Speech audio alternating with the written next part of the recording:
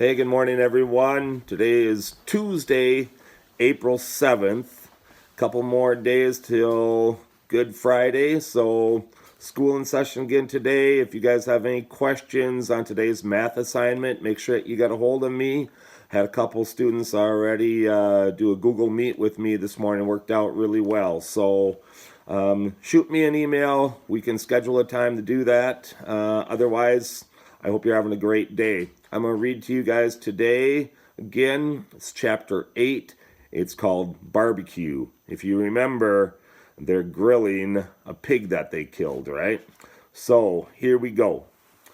Ray sat apart from the other Marines, watching them laugh and talk as they ate barbecued pig. His squad had met up with the rest of Easy Company, strength in numbers as they set up camp for the night. From the safety of their foxholes, they were all sharing in the feast Ray had prepared.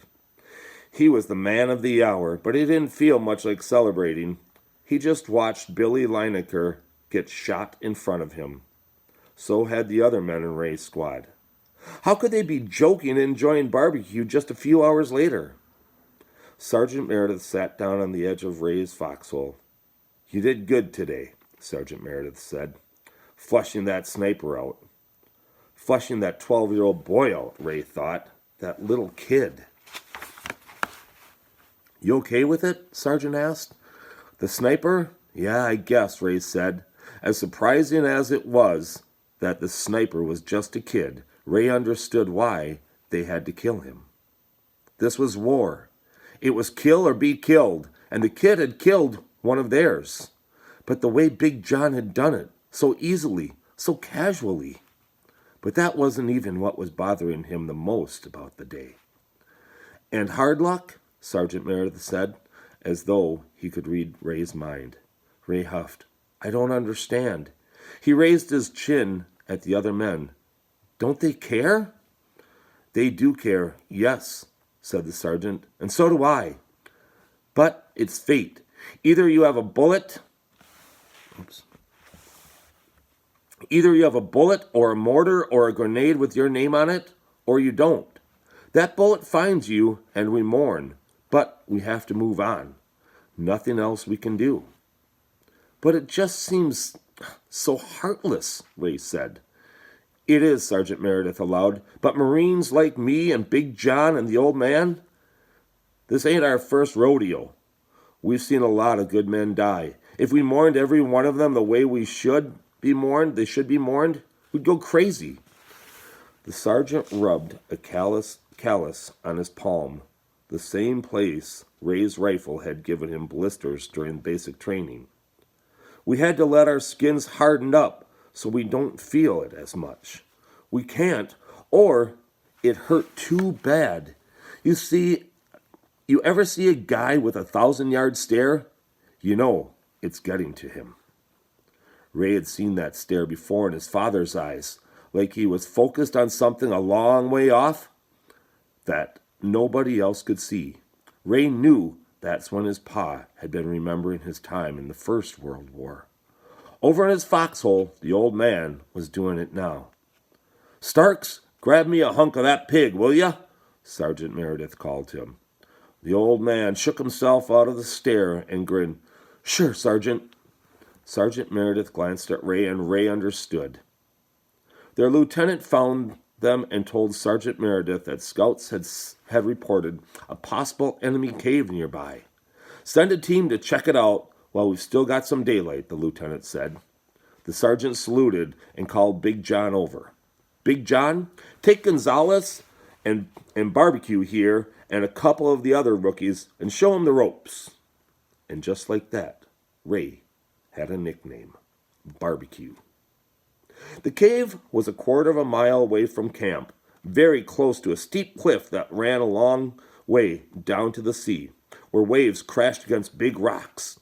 It was a natural cavern with rock walls and a dirt floor. The entrance was about half as tall as Ray and overgrown with moss.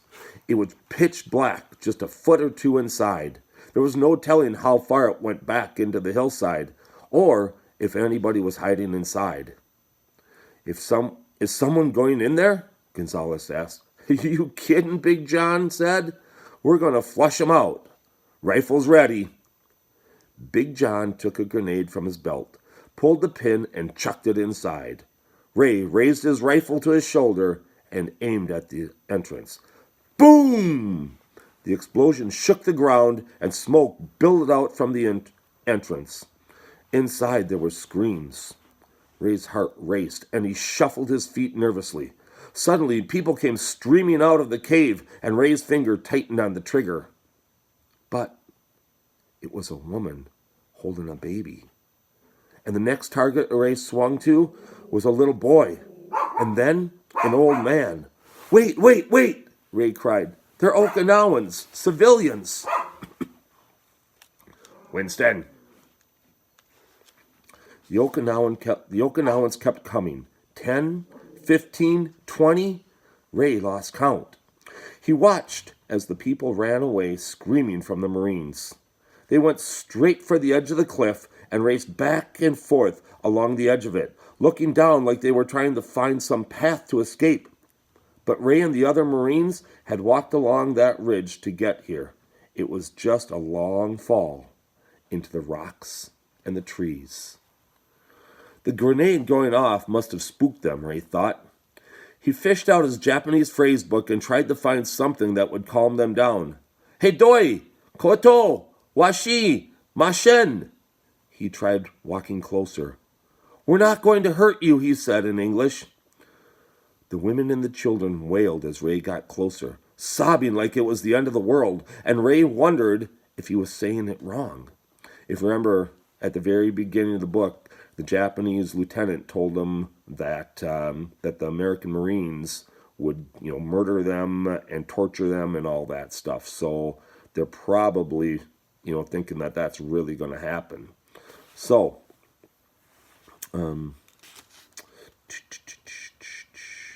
then the whole lot of them stepped off the cliff. Ray blinked and his stomach dropped. 1 second, they'd been huddled there in fear, and the next moment, they were just gone. No, Ray cried. There was no way they could have survived the fall. Jumpin' Jehoshaphat, Big John whispered. Why in the name of God would they do that? Gonzalez asked. None of them had an answer.